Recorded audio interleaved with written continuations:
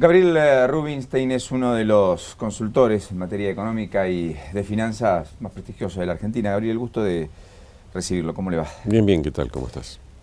¿Por qué presión te despierta este camino judicial a recorrer por la Argentina en La Haya, entendiendo que el gobierno norteamericano tiene que poner límites a un juez que viola la soberanía argentina con sus fallos?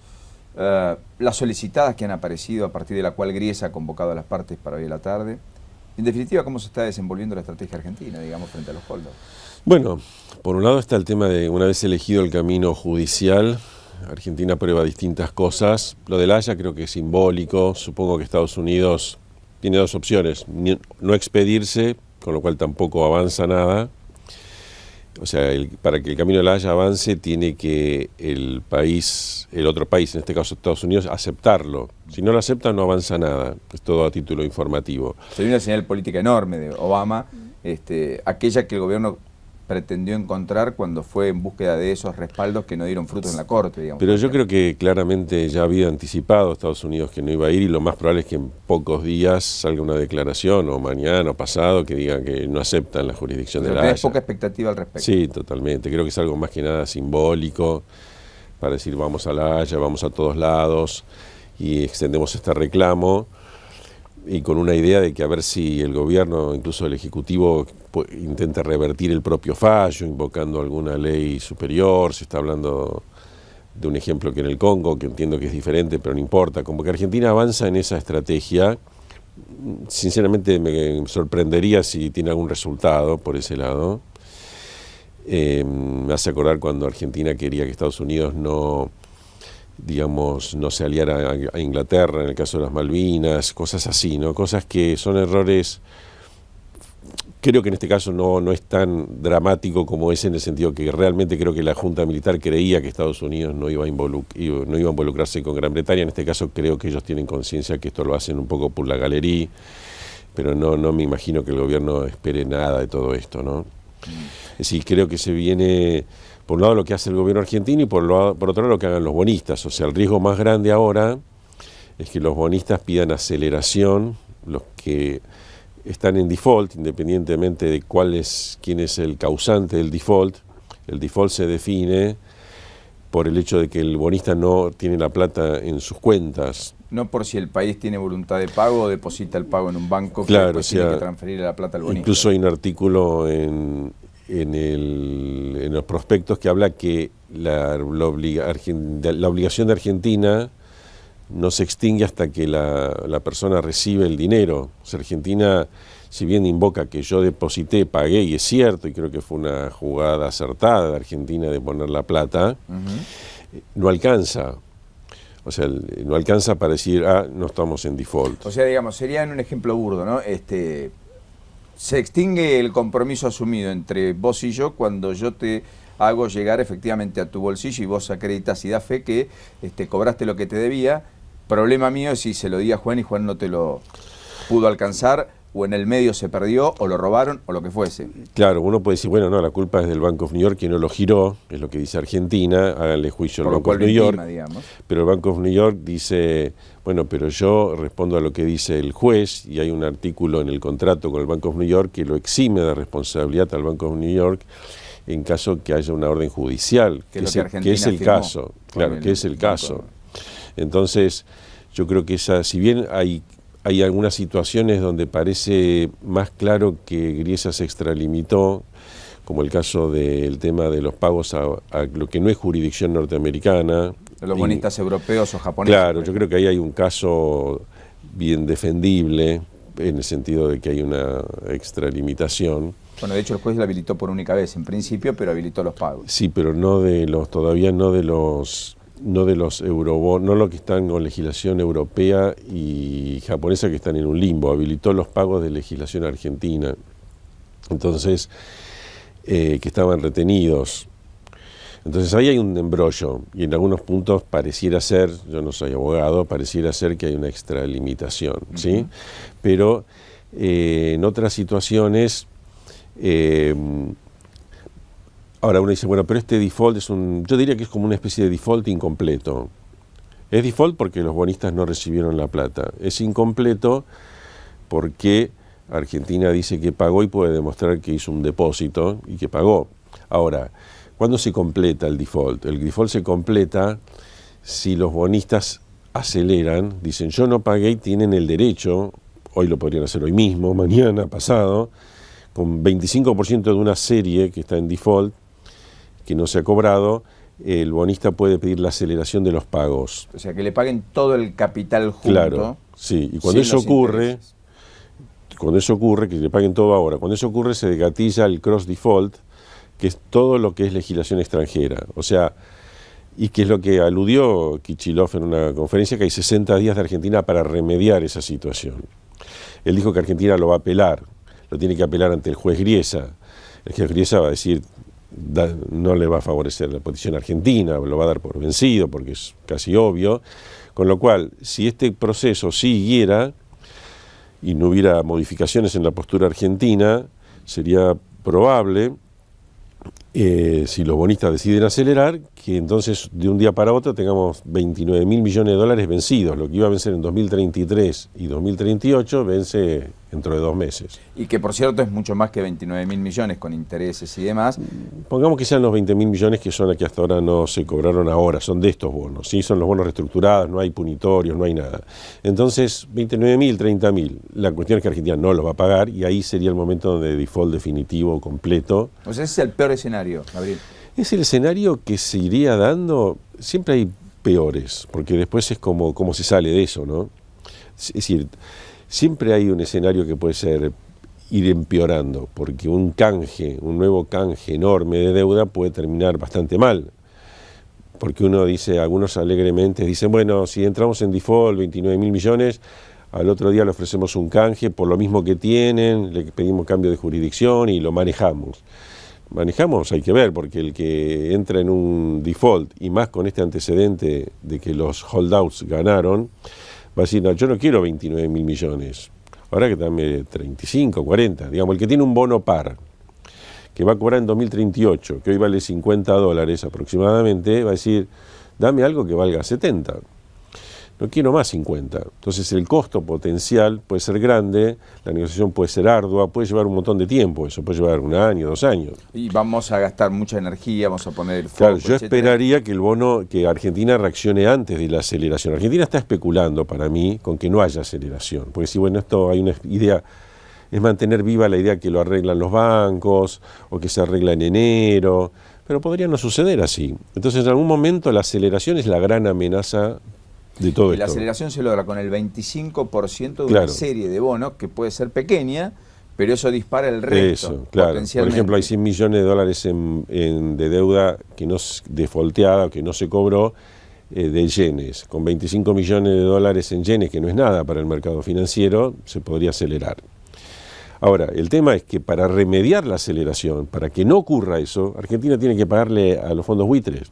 Que es el único camino que destraba. Claro, la pregunta que nos hacemos muchos es decir, si al final del día va a haber que pagar a los fondos buitre para evitar que caiga toda la deuda, ¿por qué no se arregló esto antes? Y entonces ahí viene como que la única explicación fuera la cláusula Rufo, que para mí se ha magnificado fuertemente el tema. ¿Vos crees que si Argentina hubiera pagado no se hubiera disparado o no se hubiera activado en virtud de una manda judicial? Si Argentina pagaba de manera tal que quedara claro que está cumpliendo una sentencia judicial, que está exenta de la cláusula Rufo, y ahí había 2 o 3 maneras de hacerlo, había un depósito con una orden judicial de Griesa de hacer ese depósito, todos que fueran órdenes judiciales, es una sentencia judicial que está claro que es eso, una orden judicial para hacer un depósito.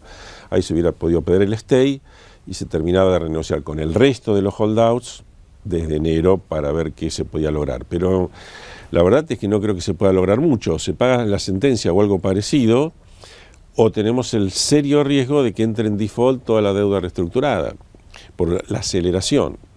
Entonces, Argentina tenía que haber buscado la manera de, obviamente, de cuidar la cláusula Rufo, pero no de una manera tal que ponga en riesgo el canje de deuda, que es lo que está ahora puesto en riesgo. O sea, para mí la estrategia tuvo un condimento político.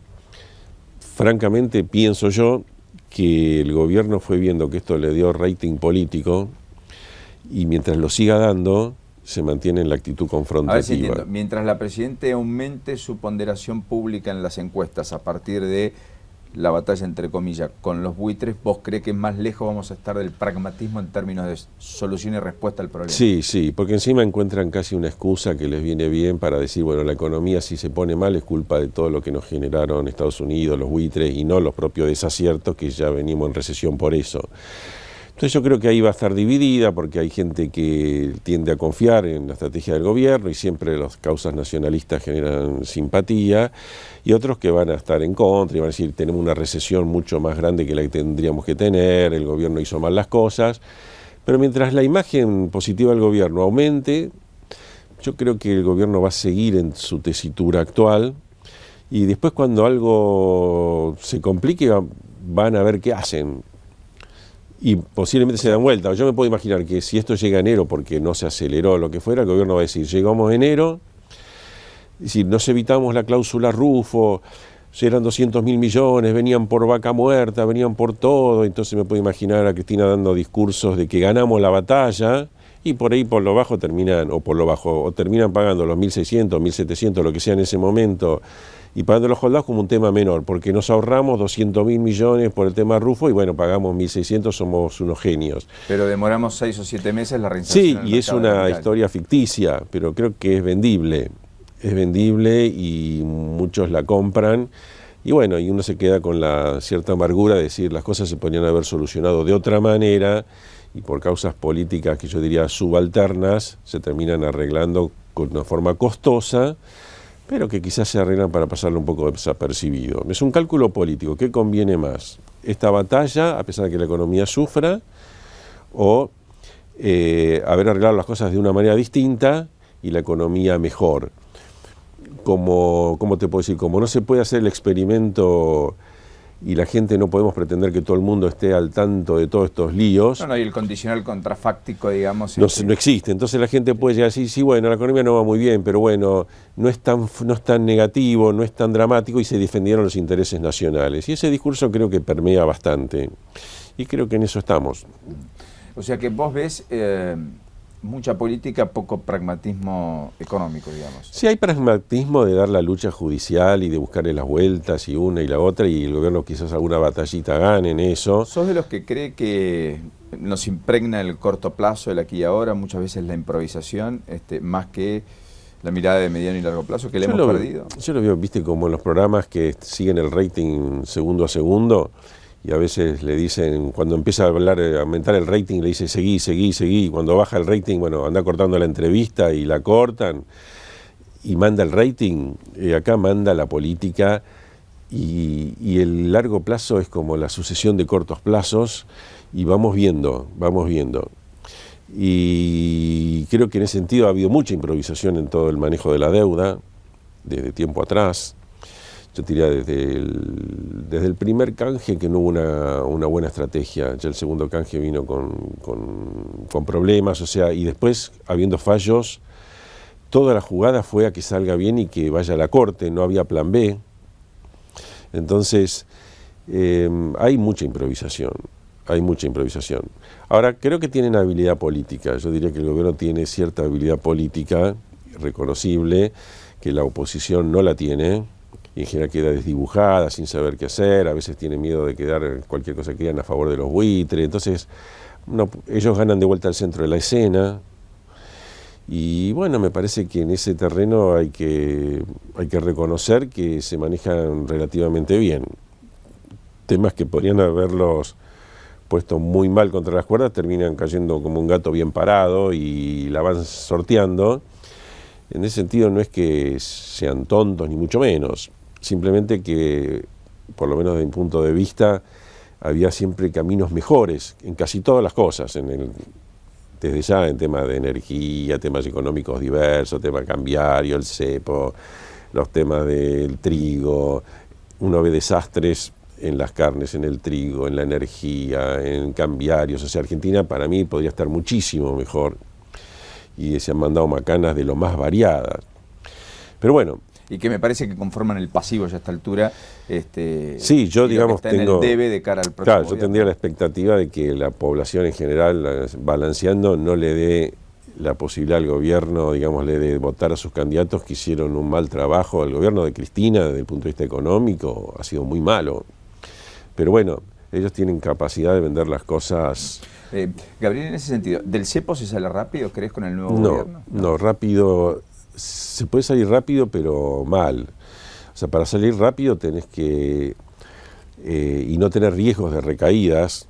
No sé si recordarás cuando Menem vino el plan Bungiborn y que había mucha euforia y se pensaba que estaba todo solucionado. Hubo problemas que el gobierno no encaró en ese momento, que en ese momento era más la deuda interna, la deuda cuasi fiscal, y en pocos meses terminamos en el plan Bonex y otra hiperinflación. O sea, el riesgo de que el gobierno próximo no acierte a hacer un plan integral como la gente existe, se verá.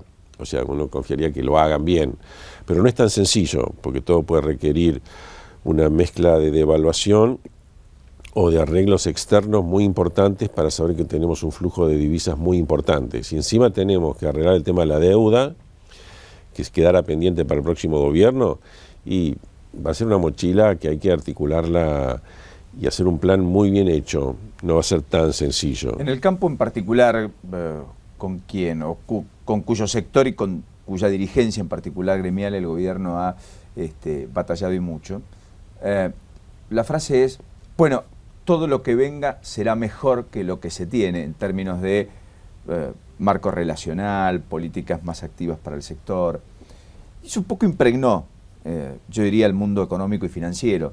Y hasta el gobierno coquetea con esa misma lógica en desmedro de decir, bueno, miren, los activos financieros están muy bajos, están muy baratos, es el momento de entrar a la Argentina, entren hoy que mañana va a estar más caro, etcétera.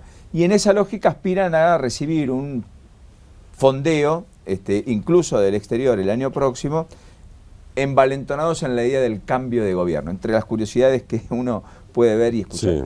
¿Lo crees posible o bueno, era posible, pero no ahora, porque, digamos, Argentina... Eso es junio del año que viene. No, en esta situación de default o cuasi default, o como lo queramos caracterizar, se frenan todos los ingresos de todos los planes de inversión. O sea, yo no me imagino a YPF consiguiendo fondos, que era el caso más sencillo de todos. Ni la provincia de Buenos Aires, ni la ciudad de Buenos Aires, y pienso que el Banco Mundial tampoco va a girar la mayoría de lo que pensaba girar, porque Argentina está prácticamente en default. Es decir, las calificadoras, 2 de 3 la pusieron en default.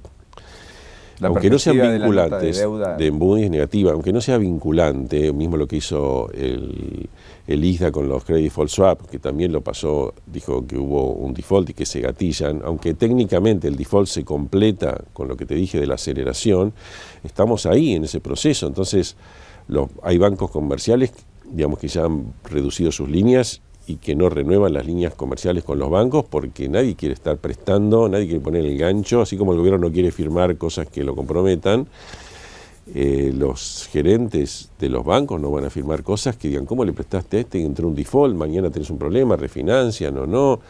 Si la gente se cuida. O sea, tenés más restricciones cambiarias, tenés menor posibilidad de fondearte para inversiones en el sector privado, no solo en el sector público, lo que hacías alusión, una presión adicional sobre el dólar que Fábrega está intentando monitorear, reuniéndose con banqueros, etcétera, tratando de decirles levanten la tasa de plazo fijo para que la gente no se vuelque al dólar. Y Kicillof la quiere bajar. ¿Vos sos de los que cree que hay como dos ejes económicos del gobierno? Uno impuesto por Fábrega, el otro por Kicillof, pero que Kicillof ha triunfado claramente frente a Fábrega porque la presidenta escucha más. Bueno, Kicillof ha triunfado ahora más que nada en la faz política y en la faz de la deuda, pero Fábrega ganó en enero cuando la cosa parecía que ardía y se venía una crisis muy aguda. La verdad que el que ganó en ese momento e impuso la situación fue Fábrega, que duplicó la tasa de interés. Y se lanzó una estrategia con componentes recesivos, pero que permitieron frenar lo que parecía una corrida cambiaria desbocada. Entonces, yo diría que si a estos problemas actuales le agregamos un cambio de política económica en el sentido de, no sé, bajar la tasa de interés al 15, al 17%, y emitir y suponer que con eso se controla... ¿Cree que eso es nafta al fuego? Totalmente, eso sería una brecha cambiaria no sé, que puede dispararse mucho, y cuando la brecha cambiaria se dispara mucho, la economía se desordena mucho más. Entonces, ¿vos ves un desorden generalizado en la economía? El desorden está, porque cuando hablamos de lo que hay que hacer, vos decías unificación cambiaria, fíjate que estamos más o menos en necesidades financieras fiscales del orden del 5 o 6% del producto. No es ¿qué es lo que necesita del Banco Central el gobierno, ¿sí? O del, digamos, o de endeudamiento externo, que hoy no existe? O sea que la emisión monetaria es muy grande, es terminar este año en el 40% de la base monetaria, el año que viene seguramente será un poco más. Que son 200.000 millones de pesos. Serán 150.000 este año y quizás 200.000 el año que viene, de emisión monetaria, más la pérdida de reservas. O sea, el gobierno que venga va a tener que hacer un ajuste fiscal importante. ¿Ese ajuste se hace solo bajando gastos? No, ese ajuste se hace bajando gastos fundamentalmente, y creo que va a ser esencial para el nuevo gobierno un esquema de financiamiento internacional, incluyendo el Fondo Monetario, para que el ajuste se suavice. Porque cuando uno dice, bueno, vas al Fondo Monetario, te van a pedir ajuste. Sí, el ajuste hay que hacerlo. El tema es, si lo haces a lo bruto, lo paga la gente porque sería una baja, digamos, fuerte de los subsidios, por poner el rubro más importante. Con lo cual se te multiplica por 5 la tarifa de luz. Por 6%. O lo haces así, o lo haces un poco más gradual, y para hacerlo gradual y no tener inflación alta, tener inflación baja, que sería un objetivo para que se ordene la economía, requerís que alguien te haga financiamiento.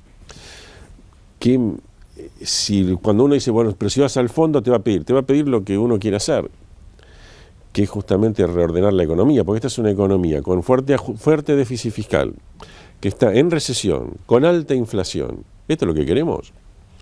Esta es la economía que queremos, sin inversión, sin perspectiva de crecimiento, por lo tanto, desaprovechando todas las oportunidades. Es decir, ¿esto es lo que queremos para Argentina? Yo creo que no. Entonces, algún economista como Lavagna habló de un Rodrigazo en cuotas, digamos, a propósito de estos ajustes tarifarios por venir y demás. ¿Compartís un poco esa lógica? Puede ser, o pues está latente que hay que hacer ajustes importantes que, si se hacen mal, terminan en un Rodrigazo. Y si no se hacen, termina en una economía que puede terminar igual en una explosión inflacionaria, porque en algún momento deja de ser posible controlar esto. Por ahora lo pueden controlar. Ahora necesitaban un poco de financiamiento. Ahora, sin financiamiento externo va a estar más bravo el tema. No es que nos vamos a una crisis galopante sí o sí, pero está más bravo y hay más riesgos. Entonces, el camino de la audacia que elige el gobierno, hasta ahora, en un sentido económico, no dio ningún resultado. O sea, le extracciona mejores encuestas y políticamente cierta fortaleza, al menos en el corto plazo, pero en términos económicos no les está dando el resultado deseable. Digamos. Claro, imagínate, hace un mes había, con esta expectativa de que va a cambiar el gobierno, como vos decías, el gobierno actual se beneficia.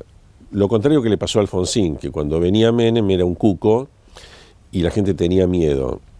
A Alfonsín no le vino bien esa situación. Era una caja de Pandora, le aceleró la caída. En cambio, el hecho de que todo el mundo piense que viene un gobierno mejor, a este gobierno lo beneficia y le suaviza la transición, ¿sí? Entonces, hace un mes atrás había bastante entusiasmo, incluso empezó a reanimarse la venta de propiedades, que ahora se paralizó de vuelta con este episodio del default, o como lo queramos llamar. Entonces, ¿vos crees ahí que lo de julio es una situación extraordinaria en el mercado inmobiliario, una especie de páramo dentro de un año muy malo? Sí, venía, pero lo que pasa es que había una idea, incluso con los bonos y todo, que nos enganchamos, se termina a solucionar el tema de la deuda, todo el mundo confiaba que iba a haber finalmente un arreglo porque era lo que faltaba, y nos enganchamos en una buena que empalma benignamente con el 2016 con un nuevo gobierno. Aunque podría haber un poco de fantasía o de euforia desmedida, de todas maneras estábamos en ese momento. Y la verdad que tenía sentido, porque lo único, digamos, bueno que deja, a mi juicio, el gobierno en materia económica, es que, si bien se endeudó de una manera muy negativa porque perdió reservas y obligó al cepo cambiario y una cantidad de cosas, la deuda es suficientemente baja, en gran parte por la quita y refinanciación de la deuda. Cuando nosotros en economía hacíamos proyecciones del endeudamiento argentino después del canje, después del default, era una permanente baja de la deuda, como se dio. ¿Sí? Como se dio un poquito más en la práctica por algunas cuestiones, pero la baja deuda argentina en términos del Producto Bruto, la deuda que está en los mercados. ¿Que es más o menos el 50%? No, la deuda que está, la deuda, digamos, privada, y la que cuenta más para el tema, porque hay deuda contingente con los jubilados y una serie de problemas, ¿sí? Pero la deuda que más cuenta, que es la deuda con los mercados, y la deuda externa está en 10-12% la deuda externa con los mercados, la deuda total con los mercados 20%, 18%, es una deuda muy manejable. Del Producto Bruto. Del Producto Bruto. Hay mucho intrasector público, pero que se refinancia firmando papelitos todo el tiempo. O sea que en términos históricos es uno de los ratios de deuda más bajos de la historia. Claro, que era una tendencia previsible desde el 2002, cuando se iba a refinanciar la deuda con una quita importante. Las cuentas que hacíamos en el Ministerio de Economía iban a ese lugar, al que estamos ahora, quizás un poco más lento, porque, bueno, pero era más o menos lo que se esperaba. En ese sentido, Argentina está bien y se hace una política económica, yo diría buena, entre comillas, o el tipo de políticas que a mí me parece que son razonables para Argentina. Entonces podría venir mucho ingreso de capitales porque no tendrían miedo a un default. Y para financiar de todos los, desde Vaca Muerta hasta miles de proyectos privados. Y al propio gobierno para que el ajuste fiscal sea más suave. Correcto. Bueno, eso no ocurrió. No, eso no ocurrió ni va a ocurrir, menos ahora en default. Es decir, no va a pasar, se posterga. Entonces 1 año y medio, salvo que se arregle pronto. Si se arregla pronto, se revierte. Pero no confío que se arregle pronto. No sos optimista. Que se arregle pronto, lo de los bancos lo veo difícil porque... Esa gestión de que los bancos le compren a los fondos buitres... Lo veo un poquito complicado porque los bancos van a tener que... también tienen sus reglas internas, no es una apuesta de un dueño de un banco, tienen que dar cuentas a los accionistas. Y hay como 10.000 millones de dólares para perder. ¿Por qué? Porque el arreglo... Si un banco pone plata, no puede poner hoy plata solo para NML, tiene que pensar en el resto de los holdouts. Y ahí hay una masa que el gobierno estima en 15.000 millones de dólares, pueden ser más, pero hagamos que sea 15.000. Y el valor de mercado del canje para todos los holdouts es más o menos 5.000 millones. O sea, si el gobierno dice, yo solo ofrezco el canje, que es la postura oficial, 5.000 y 15.000 que reclaman 15.000, hay 10.000 que, hay 10.000 que alguien que tiene que asumir pérdidas. Y pensar que hay un montón de gente y de firmas y de bancos dispuestos a asumir esas pérdidas porque si no caen el valor de los bonos, yo creo que es un poco naif. Porque de hecho hay restricciones de compliance, de cumplimiento de normas internas, que hace que es muy difícil. Tengan límites también para poder poder ¿quién va a poner la firma? Acá tenés que poner firma. Nuevamente no es el arreglo para poner un nombre, ¿no? Que estuvo de moda con Brito, o con un banquero que pueda manejar su banco y a lo mejor tenga la mayoría y no tenga que dar demasiadas explicaciones. El destrato de el gobierno a Brito y en particular el de Kicillof, tan explícito, etcétera, ¿genera ciertas miradas en el sistema financiero, digamos? Es evidente, todo el mundo lo sabe a esta altura del partido, que hubo una negociación avalada por Cristina y Fábrega entre Zanini, Capitanich y Adeba. Yo francamente, en mi fuero íntimo, no creo que Cristina, porque apareciera Brito en las redes sociales vestido de San Martín, esos 30 minutos de gloria, tirara todo para atrás, celosa del protagonismo de Brito, que es la versión que circuló, ¿no? Como que fuera que se irritó y que no puede ser que al final van a venir los banqueros a salvar el país, ¿no? Y abortó la operación que ella misma había dado. En mi fuero íntimo pienso que Cristina siempre barajó la idea de voltear esto y que ella se maneja como una reina que sube el pulgar y baja el pulgar hasta sus propios colaboradores más íntimos. Que hoy pensemos que Zanini en negociadores, que es un duro importante, que es una faceta negociadora, Capitanich, y bueno, y con Fábrega, todo que estaban viendo una posibilidad y para arreglar, para que pidan el stay, etcétera, y lo hayan abortado por un poco de protagonismo de Brito, como mínimo pienso o es una infantilada terrible, como una cosa de juego de chicos, o es un manejo un poquito más, no sé si perverso o qué, pero un manejo más político típico de quien se cree un rey o una reina y con el pulgar para arriba y el pulgar para abajo decide todo el tiempo. Es probable que eso haya ocurrido, por ejemplo, en términos más populares con el fútbol, con Tinelli, ¿no? Y bueno, sí, también. Porque pensar que todo se hizo sin el consentimiento de ella o con el consentimiento de ella y que después fue ella la que echó por tierra el proyecto, digamos, cuando ya estaba todo a punto de ser anunciado, con una conferencia de prensa convocada y continuar casi camino al predio de la AFA. Sí, yo creo que son ese tipo de decisiones que yo creo que en el fondo hay un cálculo político que tiene que ver más con la manera en que se construye poder o se administra el poder de una manera que suena un poco más monárquica, ¿no?, que republicana. ¿Vos crees que ese es un capítulo a abordar por el próximo gobierno? Dar señales estrictas de ir hacia una mayor institucionalidad, mayores controles, dinamizar aspectos que le aporten más transparencia. Supongo que sí, creo que todos los candidatos en danza tienen otra manera de conducirse. Habrá que verlos en la cancha, ¿no?, porque el poder enamora y a veces a lo mejor alguien que desde el llano parece muy amigable con las instituciones, con mucho poder, repiten los mismos esquemas. Podría suceder, pero creo que hay un cierto cansancio, un agotamiento, y quizás a los ponchazos vamos aprendiendo que mejor tener instituciones más fuertes, un mejor Congreso, no mejor instituciones por todos lados. Argentina tiene una carencia de instituciones por todos lados, por donde lo veas es un país casi desestructurado. ¿Tenés digamos, preferencia por alguno de los eventuales sucesores? Scioli, Randazzo, Urribarri, Macri, Sergio Massa, Sanz, Cobos, Wiener. Mira, yo siempre he tenido una disposición incluso a asesorar si me llamaban o me pedían opinión. De hecho, en la última campaña colaboré con el radicalismo. Muchas veces, digamos, he tenido charlas con Cobos y demás. Y te lo digo más no como una específica preferencia por un candidato o algo, o porque yo estuviera participando de la política, sino que me gusta aportar allí donde siento que hay gente, digamos, con vocación de poder y con una plataforma más democrática, más institucionalista. A veces puede tener con más matices, si se quiere, un poquito más a la derecha, un poquito más a la izquierda, pero que privilegian, digámosle, la ética. ¿Y Cobos crees que eso representa, digamos? Sí, ejemplo, creo que en el radicalismo no solo Cobos. Sanz también. Yo pienso que sí. El peronismo siempre no tiene más dudas, porque ellos tienen efectivamente más vocación de poder. Creo que hay que admitir que el radicalismo tiene menos vocación de poder que el peronismo. En ese sentido, el peronismo funciona mejor, pero también tiene más vocación de corrupción. O sea, ¿Y Macri?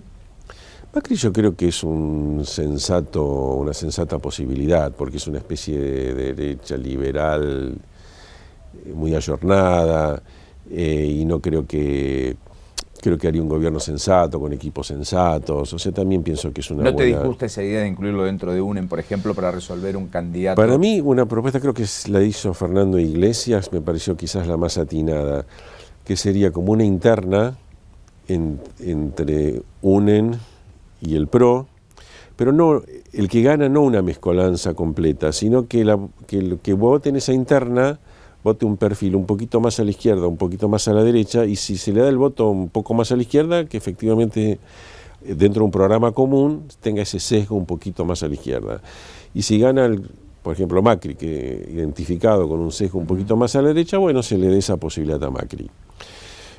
Esa sería como una especie de interna republicana, donde el énfasis es que estamos de acuerdo en 10 puntos básicos y estamos de acuerdo en la parte, en el énfasis republicano, institucional y ético.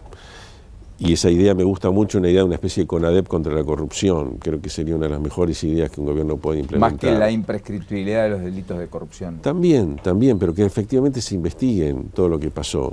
Que agarren de la fecha que quieran agarrar. Quieren agarrar Menem, agarren Menem. Pero que quieren agarrar antes, que agarren antes. Pero ¿no crees que es perder tiempo y energía en el pasado? No. Yo creo que si hay algo que define que puede ser un antes y un después, aunque siempre es relativo en Argentina, es que efectivamente esa especie de nunca más, por lo menos al grado de corrupción. No podemos pretender que no haya corrupción, pero Argentina creo que es uno de los países que por lo menos del mundo occidental, que debe tener los más altos índices de corrupción, y es desenfrenada o desembosada. Y eso no es solo la política, claro está.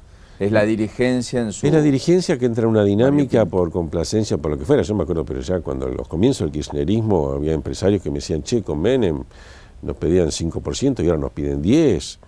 O el que pedía 10 ahora piden 20%, todo lo que era planificación, todo era como que había una desembosada pedido de coimas a las empresas.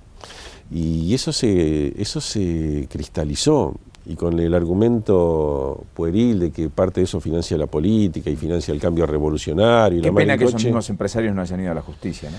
Es que todos tienen miedo, Escúchame, todos tienen miedo. Yo individualmente los comprendo. Lo que pasa como dirigencia, parte de la falta institucional argentina, es que no hay dirigencias bien establecidas, lo que es famoso la idea de los establishment, pero en el sentido de dirigencias que no puede ser que el gobierno amenace a una empresa, como sucedió, y se desbaraten todas y todas tengan miedo y se cuiden, y lo único que cuiden es hacer negocios. Digamos. Claro, negocios con el gobierno, a ver quién sale mejor parado, un sálvese quien pueda.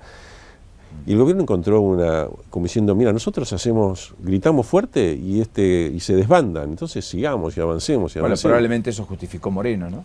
Durante tanto tiempo. Claro, que yo mismo tenía una multa de Moreno por el tema de difundir índices de inflación, con el argumento que porque una nota mía que apareció chiquitita así en el Cronista Comercial, el Mercado Central dijo que bajó la venta de tomates porque la gente se asustó por lo que salió publicado en el Cronista, como diciendo algo. Es absurdo, pero todas esas cosas prosperaron, terminamos ganando en la Corte Suprema. O sea, entonces tenemos problemas, ¿no? Gabriel, gracias por este rato, ¿eh? No, gracias a vos. Y hasta la próxima. Gabriel Rubinstein, aquí con nosotros.